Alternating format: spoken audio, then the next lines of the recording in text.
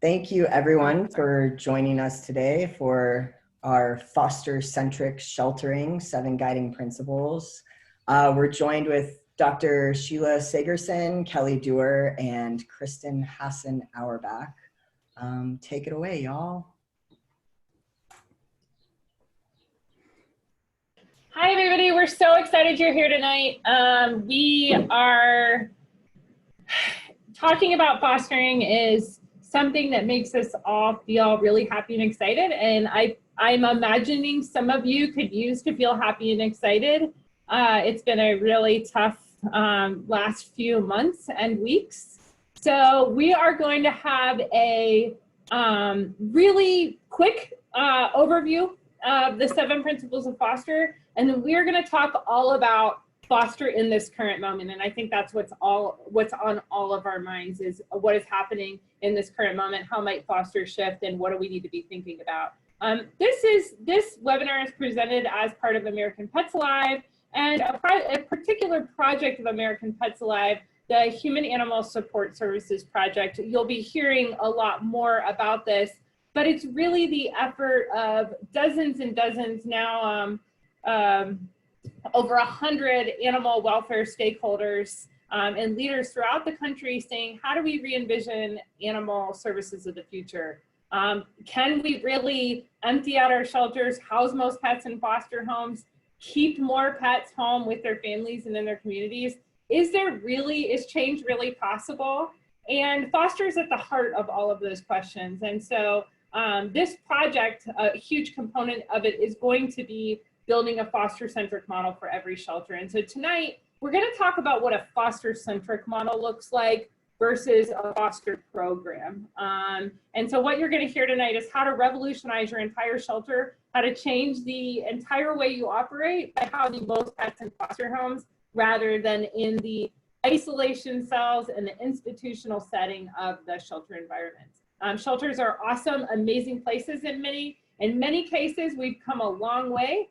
But for the vast majority of pets, a home is still preferable where pets can get round the clock TLC, love and affection from human and other animal family members. So let's take it away. Let's do a poll. All right. Who is that? Rory, do we have a poll? Or you can start talking, Kristen, while we wait for a poll. Okay. Oh, there we go. Almost. We're launching our first poll question. Why do we do poll questions?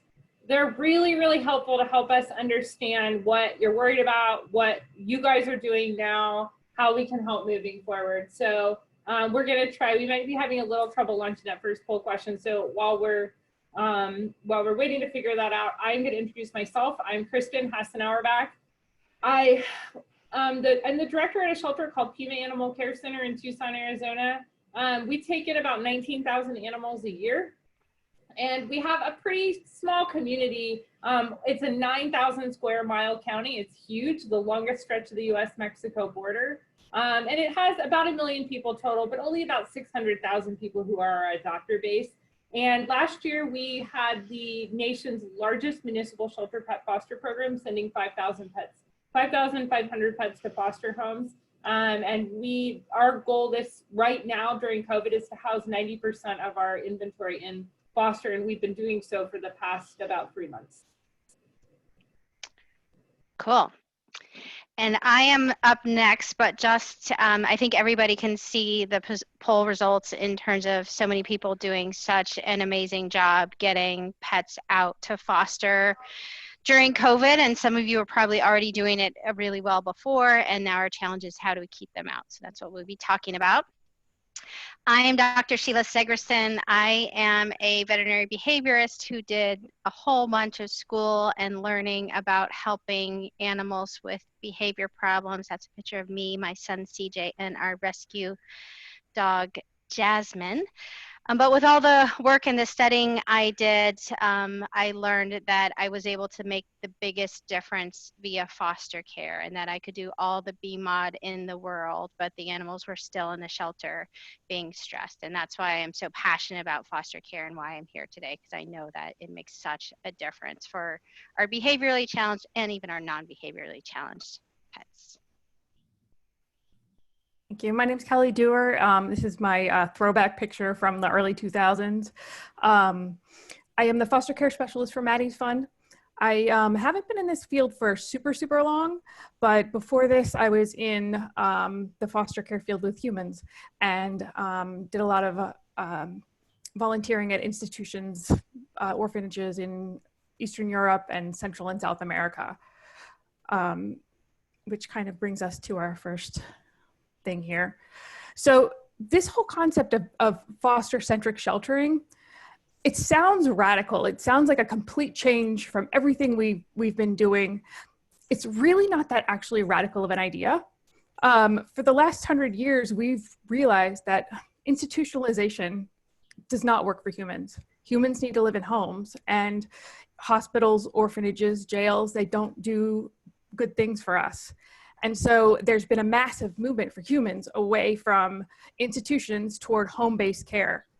And it is really no surprise when you think about it that we are finding that institutions are really just not good for animals either. And the best place for a pet is in a home. Traditionally, foster programs have been kind of almost like a niche program. They've been kind of off to the side, a program that helps certain specific populations, neonates, pets with medical needs, you know, and the foster coordinator has been kind of a one-man band.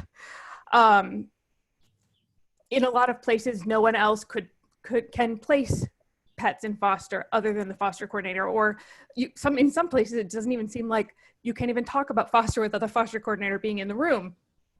But when you think about it, foster care, some pets can't even get to adoption without foster care. So why is foster not as important as adoption? It is. So this is Atlas with the world on his back, which I kind of always picture when I think of foster coordinators and the role that they are doing.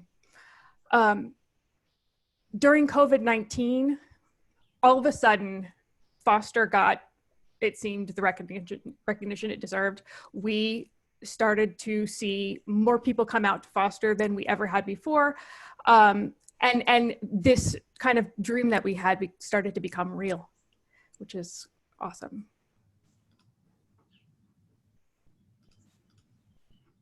Let's do another poll before Kristen jumps in and starts talking about the 7 guiding principles. Rory, can you launch the next one? Thank you.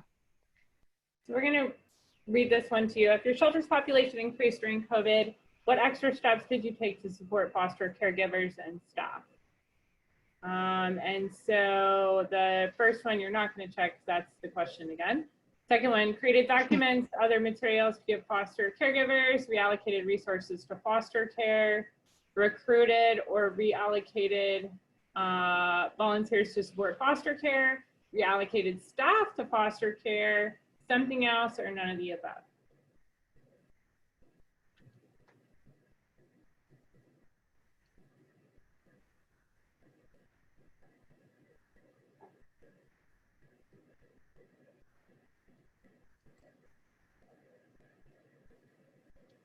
Okay, so while we're waiting on those poll results, the question we are all, okay, poll results. 39% of you reallocated staff to foster care, that's amazing.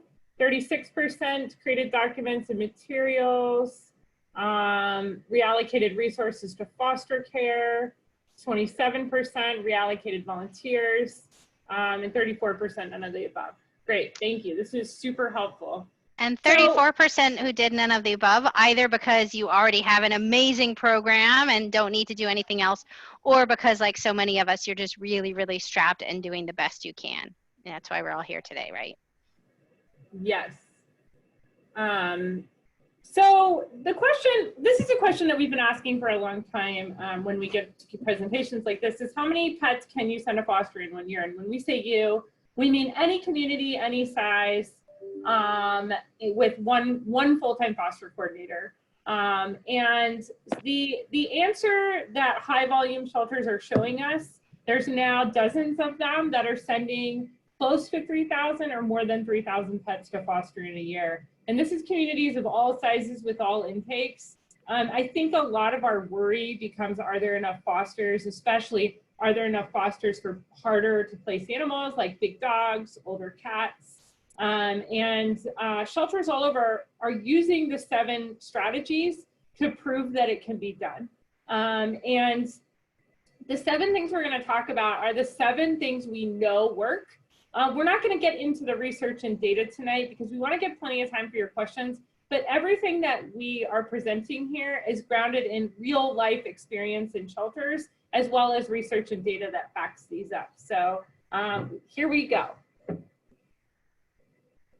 Okay, so number 1 is that to create a foster-centric organization, the whole organization really starts to buy into the idea that foster care is a humane, cost-effective, and safe alternative to the confinement and stress of kennel housing. So what does that mean? It means that when we think about what to do with all these animals in our care, I know at our shelter, historically, we've housed up to 1,500 animals at a time, and it can feel unbelievably overwhelming. Foster care presents itself as this really viable option, and you don't have to have a big budget, and you don't have to have a huge staff.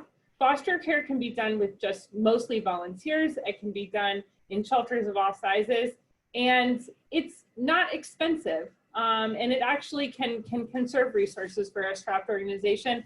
And it's actually also very safe. A lot of the concerns we heard when we started doing this work in the early 2010s was that it would be unsafe. And what we found is that foster programs, when you start sending animals out into foster, you have fewer bites in shelter and in custody. And so we started to say the most dangerous thing we do isn't to send animals to foster, it's to keep them locked in kennels in the shelter for long periods of time.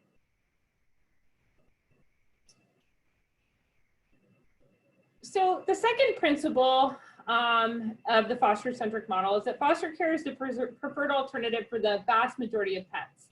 Many of you may remember the days when primarily the pets that we sent into foster homes were kittens, puppies, and animals that were sick or injured. And that has really changed. Now foster care should be accessible to almost every animal. And Dr. Segurson will talk in just a minute, but one of the things she says quite often is that the only animals housed in the shelter are the animals that are immediately benefiting from being housed in the shelter. So that when you walk into a foster-centric organization, it's clear to the public that every pet there, with a few exceptions of animals that need to be sheltered, is available for foster as well as adoption. And when we think about who is eligible for foster, this is a big question because a lot of shelters are still selecting particular animals. The question you should be asking is who is not eligible for foster, and that should be a very, very small number, and it should be a specific reason. This is a dog that was in our care at PAC, who we thought he had a snake bite, but that whole head is swollen because it was filled with pus from an infection. He looked like he was dying. His nails were untrimmed, he was scarred, he was in horrible shape. And it would have been really easy for us to say that he was going to live in the shelter for a couple of weeks while he got care. But instead, our staff stabilized him, and he went to foster the next day after this photo was taken. And generally, most of our shelters don't have people there around the clock. Generally, even animals like this are better off getting the TLC and care around the clock. And so foster-centric organizations don't put barriers into place when it comes to deciding what animals are eligible.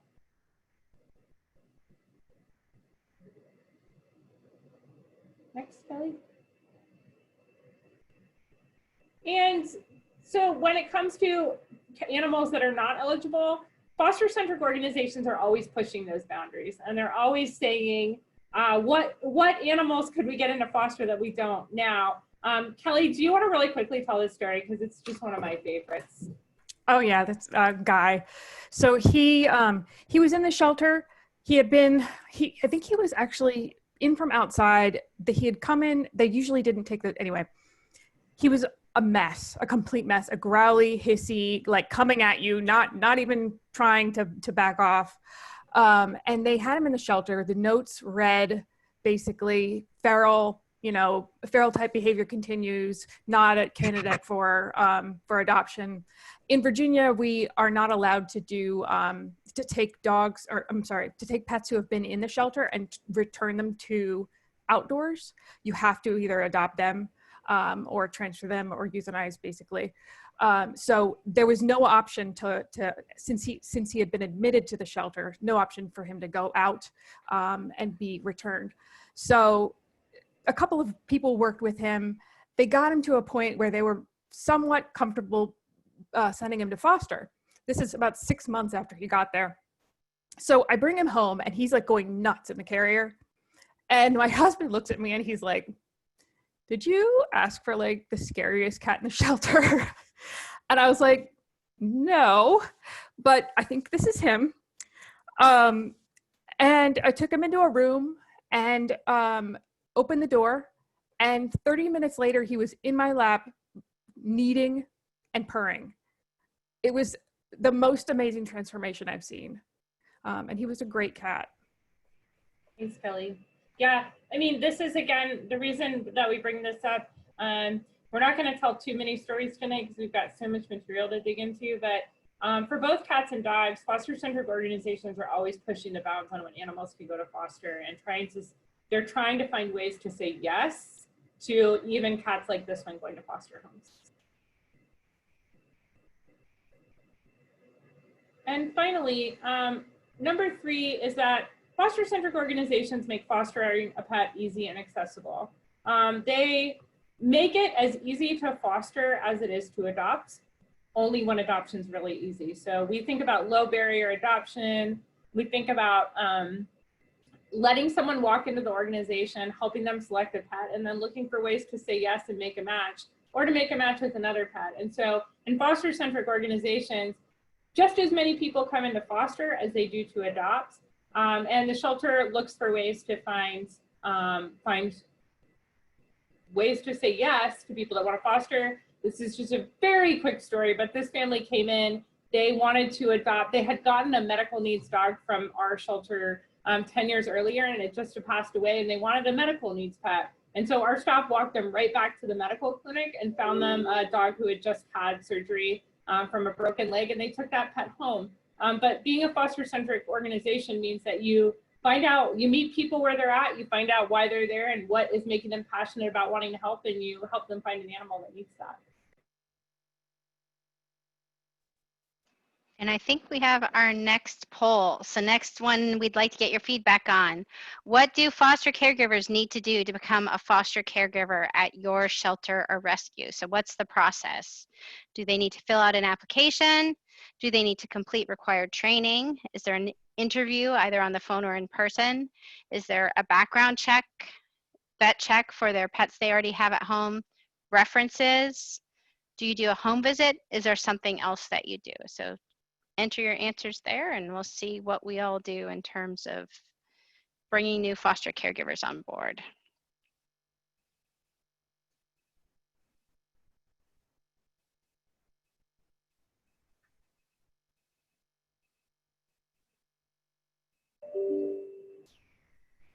All right, and our answers, which hopefully everybody can see.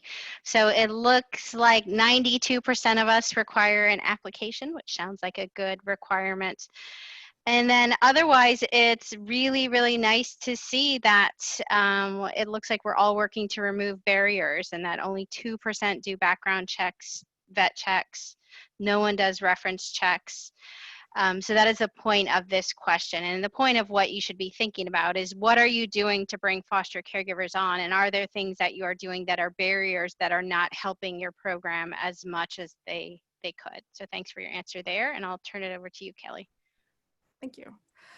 So number 4 is foster care is a priority function of the organization, just like adoption.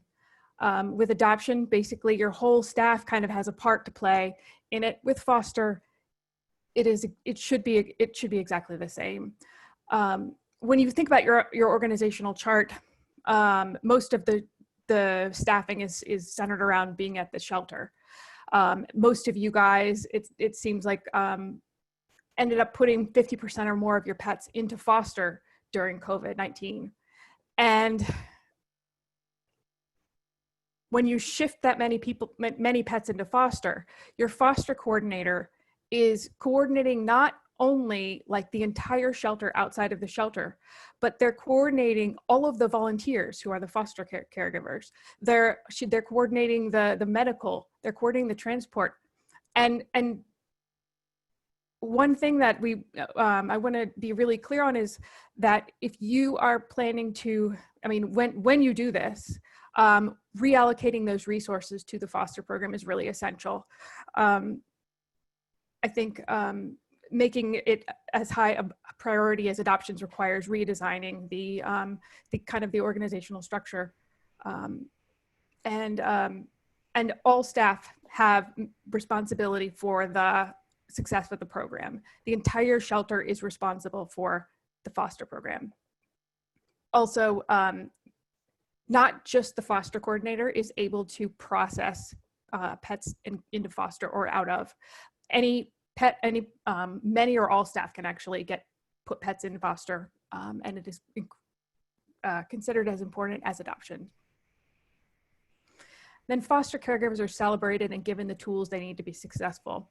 I was reading a book recently and they talked about there are 2 views of businesses, and one is like a business as a machine or a business as a living being. And I think one thing we need to keep in mind is, our foster caregivers, they are living beings. We need to make them VIPs and make them members of the team. Foster caregivers should be allowed to adopt their pets or to foster, to facilitate their adoption to others. In a lot of organizations, foster caregivers are facilitating the adoption of the pets from foster homes. And we need to teach them how to do that and allow them to do that. They are the people that know the pets the best. They have the biggest connection to those pets. They also are given regular training opportunities. I really like online foster training. It should be easy and convenient no matter what your training is. We have found in research that having training actually correlates with larger foster programs. The policies and expectations are really clear. The foster caregivers are able to communicate with staff on a regular basis. And then the shelter keeps an eye on how many fosters are leaving the program and staying, and to check for any anomalies that may need adjustment. All right, I think we're ready for another poll. So our next question is, how long is the process of becoming a foster at your shelter or rescue? So from the point that a foster person contacts your organization, how long until they can actually take a pet home? Is it the same day? Does it take 1 to 2 days, 3 to 7 days, 1 to 4 weeks, or a month or more? I know some organizations have programs where people need to volunteer before they can become foster caregivers, and some of those organizations have longer periods of time. So what's your answer here?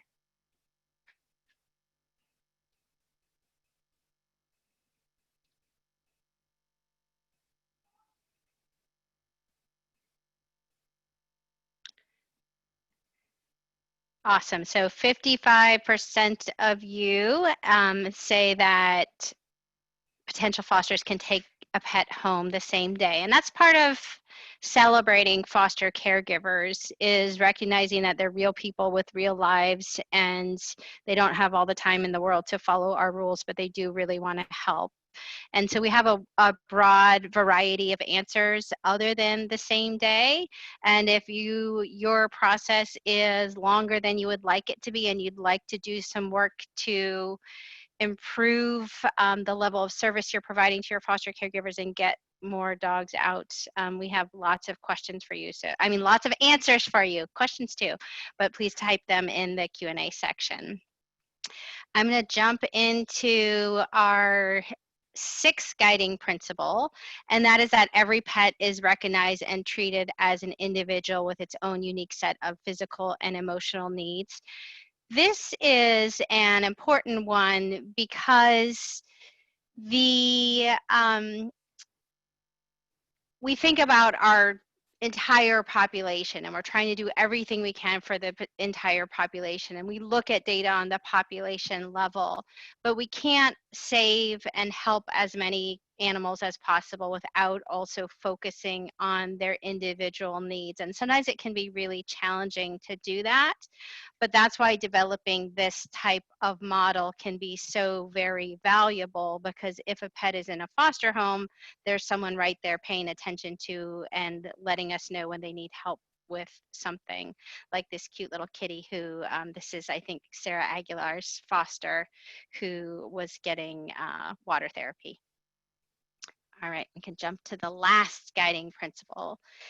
And that, the 7th, is that shelter rescue leadership sets measurable goals for the foster program and tracks its data. This is the boring one, but it's also one of the most important ones, in my opinion, just because there are probably none of us on this call who meet all of these guiding principles 100% of the way. We're doing the best we could ever do in all of these things, but we can't know where we're doing and whether we're moving towards that goal in a good way unless we're tracking data. So don't forget about data for foster care, and keep track of what you're doing so that you can track progress.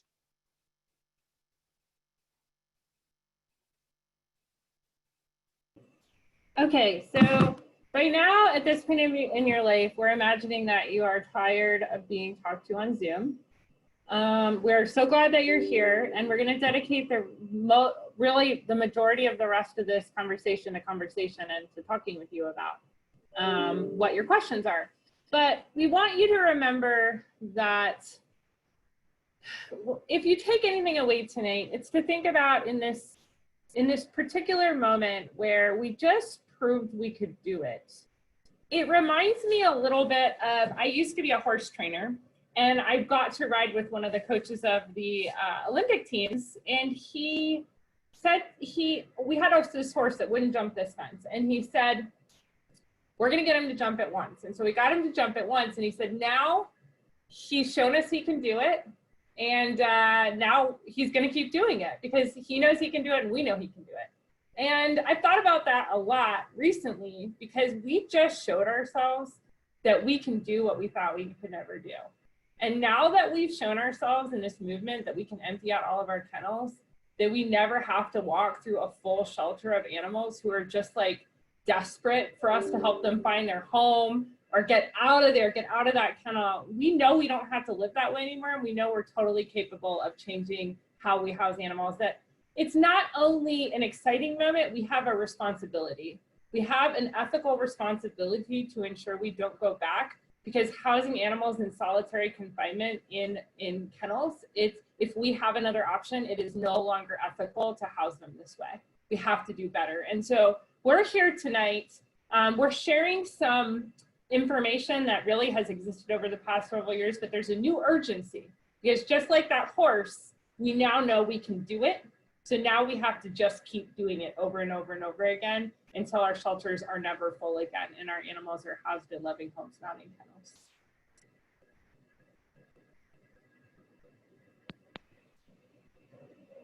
So I'm going to moderate this. We're going to throw in a few questions that we get pretty often, but there's a couple of ways you can ask questions.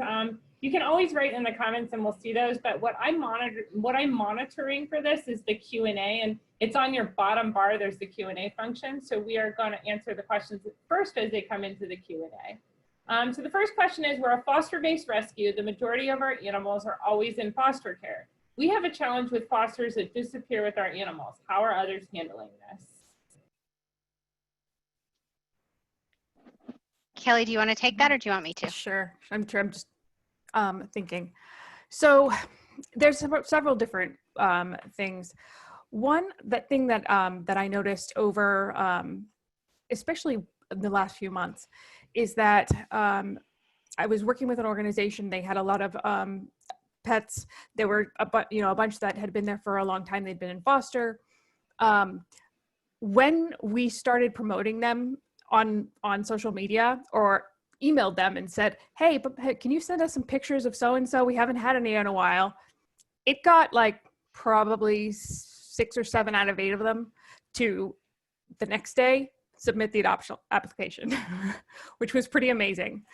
Those who didn't, there was, I think, 1 or 2 who didn't write back, and then, 1 or 2 that actually sent us the pictures, and we were able to get the pet adopted. But that was a really good nudge. I think other organizations have it written into their agreement. If we try to contact you X number of times and we don't hear back, then congratulations, you've adopted. And so I think you're going to freak everybody out, Kelly. Oh, sorry. Okay, so for shelters that are freaking out when you say that, so that's our policy too. We write into our foster contracts that we try to contact you 60 days after you fostered. And if you don't call us or contact us, the pet custody is transferred. That really freaks people out. So I wonder if Sheila can touch on that. We've been doing that for years, but I know for other people, they're like, oh my gosh. What are your thoughts, Sheila? It's certainly a very scary thing to do. But the reality is that it's very challenging to keep track of all these people. And what we did with our foster-based adoption program is that at the time we didn't have it in our contract, so we sent them letters for the same purpose.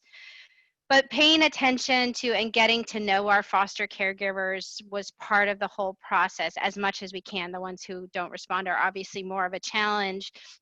But we could tell by how they responded, or we could guess by how they responded, which types of people maybe we need to be a little bit more concerned about. Who are these people that you're trying to contact, and the way they respond is setting off red flags in your head. That happens very, very infrequently. There was 1 foster ever when we had our foster-based adoption program that type of situation happened. But when that did, we visited that person's house to find out what was going with that foster cat. And so doing the best you can, that's all we can do, right? Whereas getting to know people and having processes for how you follow up so you can figure out when someone is responding a little differently, and maybe that's someone you need to check in with. Yeah, for sure. It's like everything else. You have to sort of assess each person individually. And so many people are super busy and annoyed. And think about how many times you don't call your dentist back. That's about how many times people don't call us back. It's inconvenient. And sometimes they just want their pet. But Kelly, I totally rudely interrupted you, and you were giving a great answer. So please, back to you. And we have lots more questions waiting. Oh, honestly, I don't even know what I was saying. We can keep going. All right, so the next question is, this is a great one, and one that's really been on my mind. How do we share the urgency to the foster base, even though they think that the crisis has passed?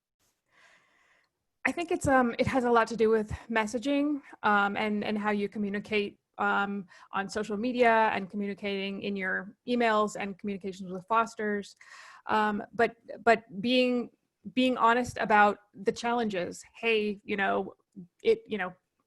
we're all going back to work and stuff, but we have these, 3 dogs here in the shelter who are not doing well. We would like to see them in homes to, to lessen their stress, and just communicating with your fosters to kind of tell them these things that people don't necessarily know, the public doesn't know. Things like, when pets are in shelters, the stress causes, in a lot of cases, their immune systems to kind of not work as well, and they get sick faster. These kinds of things, they do make it urgent that pets get out of the shelter, but they're so usual to us that we don't think a lot of the time to tell people.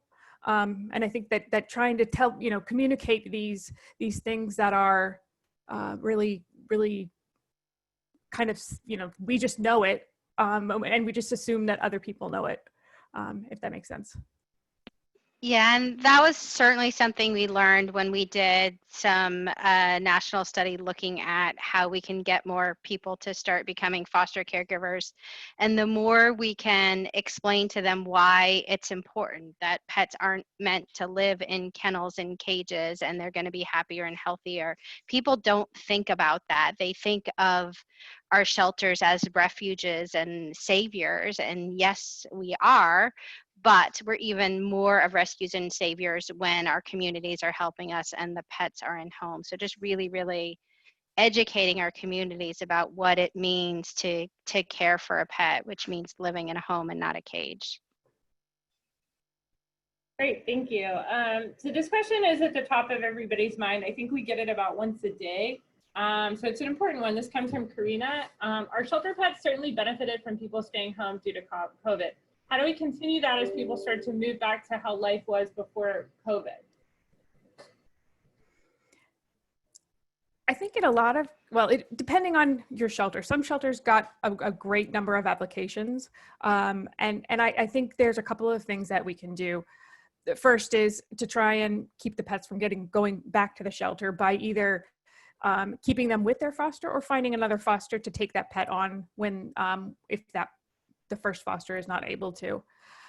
I think teams can be really helpful here. People are worried that they're going to go back and they have, like an 8-hour workday away from the home. What are they going to do if their pet needs to go out, in the middle of the day? And so working on creating some of those teams, getting fosters to be comfortable talking to one another and arranging the things like, hey, you can go by and take Rue on a walk at 12 every day this week. I think that can be really helpful in making it less scary for them to go back to work and also foster. Yeah, and there's no evidence that animals are going to come flooding back into the system. It's been a fear we've been hearing over and over again. There isn't evidence that's going to happen, and we're not seeing that. We've been polling shelters to see if that's occurring, and it doesn't seem to be. And we can look at other geographically limited disasters like hurricanes and fires where they have sent mass numbers of animals to foster, and there was not in those cases of flooding back into the system either. I think the most important thing that we're doing, we have about 1,000 pets in foster, and we're pushing to adoption every day. We're telling those fosters how to get their pets adopted. They're getting adopted straight out of foster homes. And we're trying to keep animals moving through. I think that the problem's going to be complacency right now. So if shelters get comfortable, they've got 500, 1,500 pets in foster, and they're like, okay, it's quiet. Your staff who aren't taking care of animals in the shelter should immediately be reallocated to marketing foster pets and helping people get them adopted, because I'm noticing even with our staff, they're pretty busy, but they're not used to having, we typically would have 900 animals in the shelter right now. We have about 150 to 200 on any given day. They're not used to not being completely overwhelmed and in crisis. And so as leaders or foster coordinators, what we can do is engage those staff to get them immediately helping people. I mean, you can be calling your fosters once a week and saying, how can I help you get that pet adopted? This is the time to do that, because you want to use those fosters for pets that are coming. We have just begun to feel the impacts of the devastating financial crisis, and we are going to be hit with a higher number of animals in need than we're used to. So it is not the time to just sit back and say, put my hands up, everybody, put my legs up and relax because everybody's in foster. Totally agree. I think the marketing pets from foster and getting them adopted from foster is crucial, and it can be done fairly easily. The only other thing that I'd add regarding COVID and moving life back to normal is making sure that people understand it's understandably challenging to people. Like, I've been home 24/7, so I've devoted all this time to this animal and feeling that it's not right to have to go back to work and not be with them all the time. So maybe I should return them to the shelter. Gently reminding people that our goal is for these pets to go into homes, and in those homes many people are going to be working, so that's normal life for an animal, and most of them just sleep through the day anyways. So encouraging them to really think about whether they actually have, if they're talking about returning, do they really need to, because many animals will do just fine. Great, thank you. So Sheila, we got a question for you about liability. What if a foster pet bites someone or injures someone? Is there special liability that comes along with that for shelters?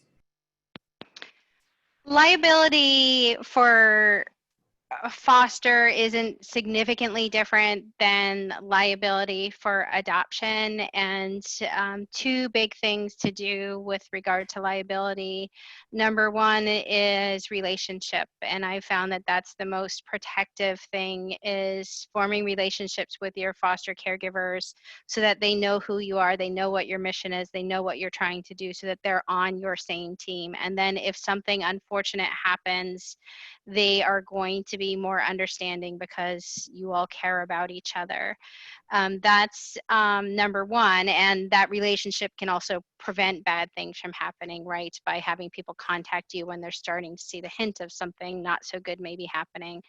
And then the other piece of it is just having a foster agreement that limits liability. Nothing is going to limit liability 100%. There's risk to whatever we do, but relationships and having a contract are my recommendations. Great.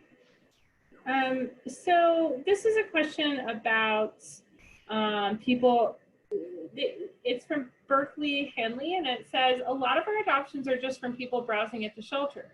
Any tips for marketing and or convincing people to wait for a dog that might be in a foster home instead of waiting for that perfect dog that's in front of their face at the kennel? Yes.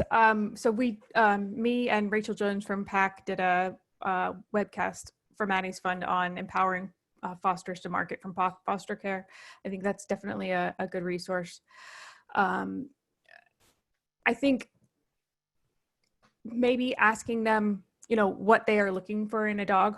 Hopefully you're happy. Like, keep in mind a couple of pets who are in foster who, I don't know,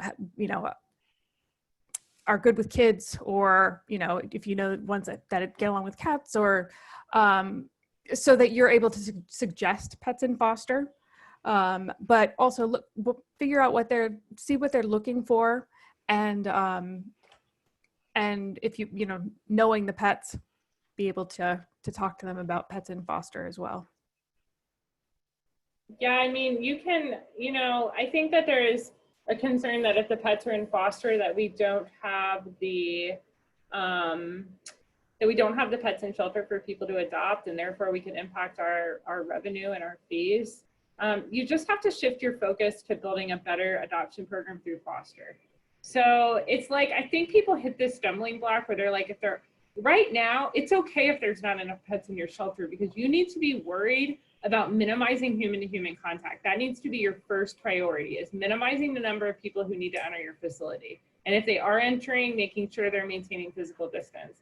Really, there is a huge public safety reason to be adopting out most of your animals from foster, and to be letting your foster caregivers manage those adoptions. You can have people send in the money or call in and pay, but you can adopt out such a huge number of animals directly from foster. And one question that comes up a lot is like, is that safe? Can people really do that? We've been doing that for years at a high volume, and what we've found is that the foster parents provide much more comprehensive counseling than we ever could. We're a municipal shelter. We're busy. We're trying to adopt out 1,200 animals in a month. So our foster caregivers are awesome adoption counselors, and then they often maintain relationships with their pets for years and years, serving as their pet sitter. So we really encourage that person-to-person connection happening through the foster home. So this is a really important question that I think people aren't quite getting yet. A lot of shelters are still stuck on this idea that you have one foster coordinator. And I just put in the feed that we have 35 to 40 staff on our team who can process a foster pet. They can put a pet into a foster home. It's our medical team, our intake team, our adoption counselors. They can all put pets into foster. This is how we send so many animals to foster. We don't have a giant special staff. We do have several dedicated staff to foster, but it's really a team effort. So the question I think that they have for you is, how do you all recommend people start to include their whole staff in the foster program?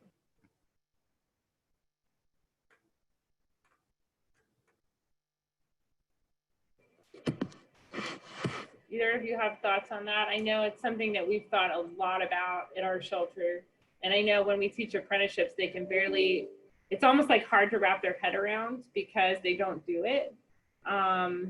But Kelly, have you seen that work in other shelters? I'm sorry, will you repeat it? I can chime in, sorry.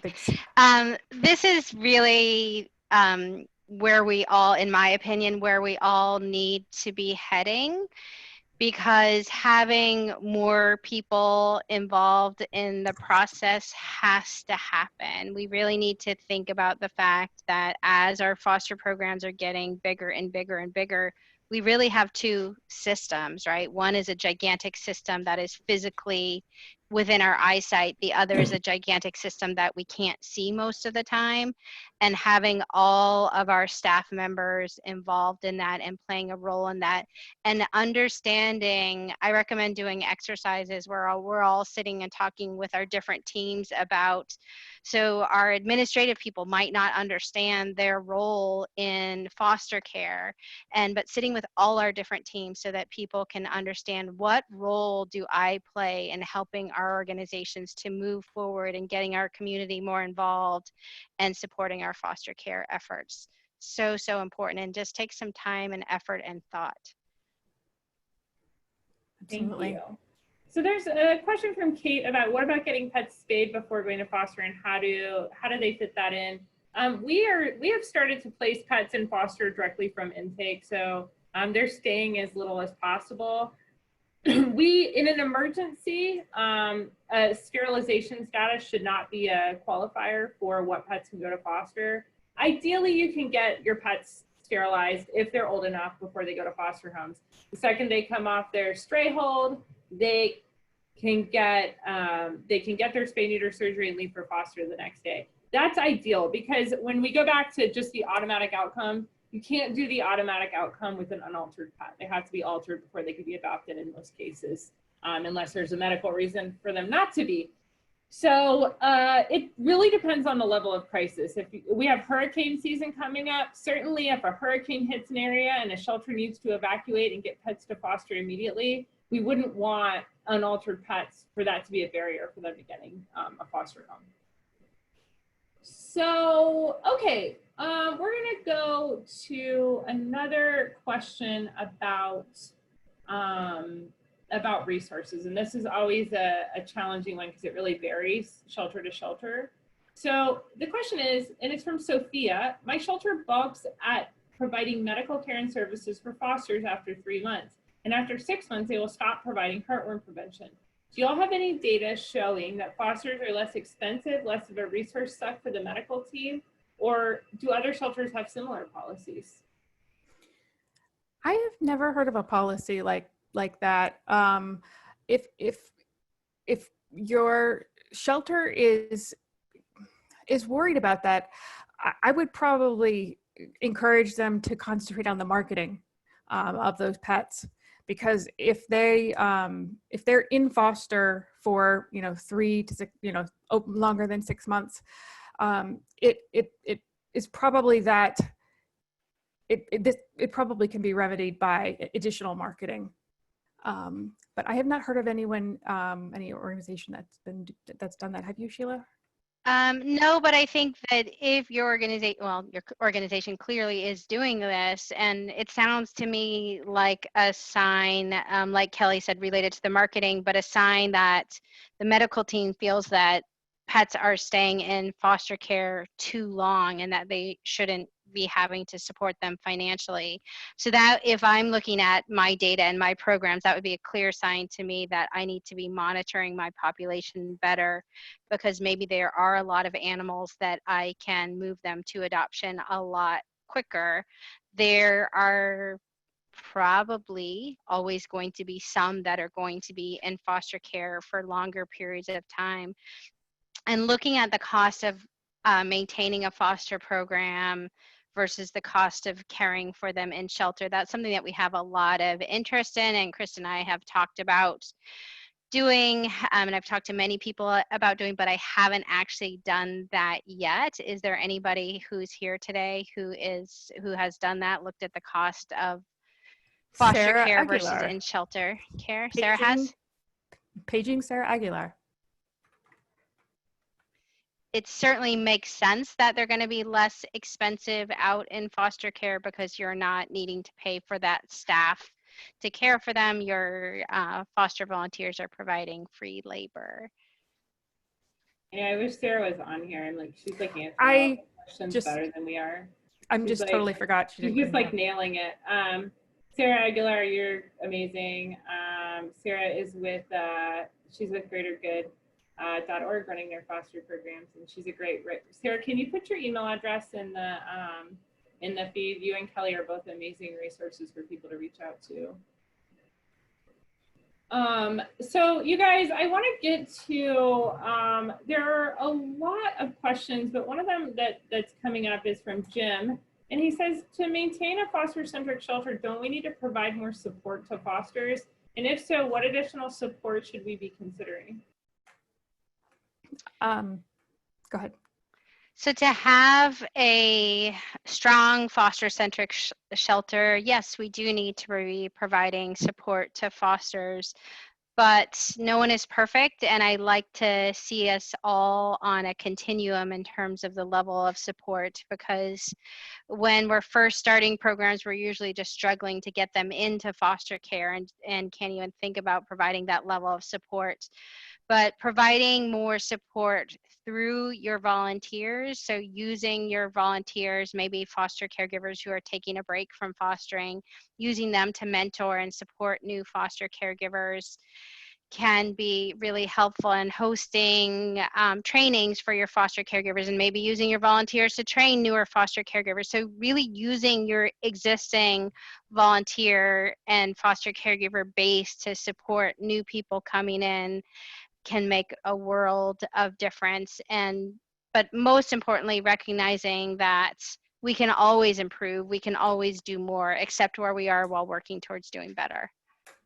Absolutely. We probably need to start thinking about subsidizing foster. We know that it costs us an average of $400 to $500 a pet to house a pet in a shelter, in an average municipal shelter. To house a dog. And I think that when we send out our really challenging animals that are going to end up costing us a lot more, we need to consider building up even donation-based programs where we can provide some financial support for people fostering.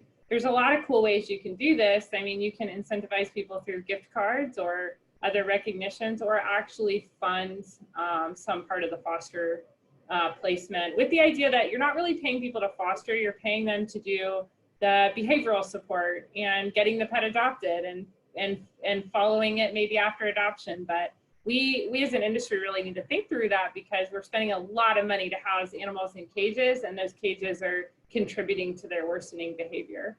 I think too, with foster support, one of the greatest ways you can support a foster is by helping them market their pets for adoption. There's no foster out there who wants to keep a foster cat or dog for like a year and a half, and then you get attached and it's hard to let them go. I love it. I love to foster when we can just kind of get to know the pet, find the great adopter, and keep them flowing. And I think that is a kind of a little understood but really important piece of foster support is helping them get their pet adopted.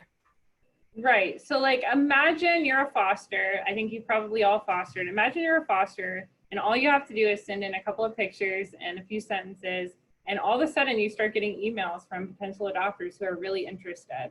All you had to do was send a quick email and you've got people right there in hand. And I think the thing that frustrates fosters is when they feel like the shelter sends them an animal and is like, bye, and doesn't want to communicate with them. And so that is really the most important way we can communicate with people is really keep them engaged after they've taken home a pet.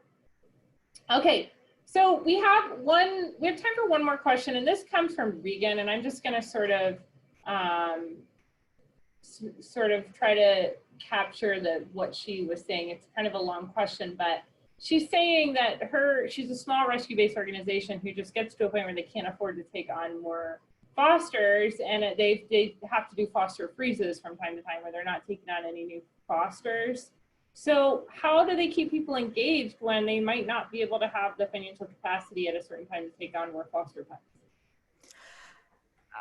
Well, the first thing I do is, get in contact with all of the people who applied and can't foster, and let them know what the situation is. Hey, this is what we need.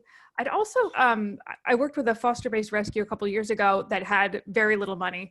And when we had fosters who were available and our bank account was not saying we could continue pulling pets, we would do a big ask and say, our accountant told us that pulling one kitten cost us X dollars, generally. And so we would raise that amount of money to be able to pull the pets. But I feel like if your fosters knew that they could save a life by helping you to raise the funds to pull, that may be something that they would be interested in.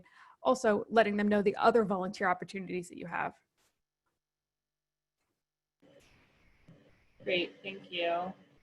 So we're getting near the end of the time. Sheila, Kelly, any last, so, the world is in, I don't know what really to call it, chaos. The one silver lining of this just horrible moment is foster. I mean, it's the one thing we all have to be excited about and hopeful about. What are your parting words for people who are like, they want to go all in, they want to create foster centric, but the world's really scary right now? We've all been working so hard for the past couple months, and I know so many of us are just completely exhausted. We put so many pets out there, and it's been so much work, and with everything else going on in the world, it's just really draining. And I'd like to end on, don't forget your why. Don't forget why you got into this in the first place. And don't forget that first foster pet that you fostered or helped get into foster, where with 100% certainty that animal would have died if you had not got it into foster care. So remember that why, and don't stop fighting, and always be thinking about your next steps. What do I want to do next? What is going to be most effective to get my foster program moving further along the path towards really being a foster-centric program? And keep coming to things like this and talking to all of us, and we'll get there. Thanks, Mine would be that to realize that this is not some kind of aberration. This is something that has been we've been working toward for a really long time. And I feel like with the institutionalization and deinstitutionalization with humans, we were always going to get to this point with foster, and we are. And I think that this is really possible. And I think that this has taught us that more than anything. So just stay strong and keep on. Thank you both. If we didn't get to answer your question live, we will be answering it, and you'll receive that in email. We did try to get to as many questions as possible, and we really appreciate you being here with us. We know everybody's super busy and stressed right now, and we are happy to do these more often. And we're also thinking about doing more foster-centric meetups, and Sheila and Kelly have done some of those already, but we've got lots of exciting plans, but we want to hear from you as well about what you need from us in this moment. And just a reminder that as you're thinking about building foster programs, we ask you to think about every single pet that is going to go in a foster program as if it was your own pet at home, and to treat every pet and to fight like every pet you're fighting for is that animal that goes to sleep at your feet every night. That's what's driven all of us through the past now 8 years, I think, for me, and many more for Sheila and Kelly. What's driven us is this idea that every pet's life and well-being matters as much as our own, and we invite you to be part of that ethic and belief that we can do better for pets that we love so much. Thank you, everyone. Thank you. Thanks, everyone. Have a great night. Thank you. Good night.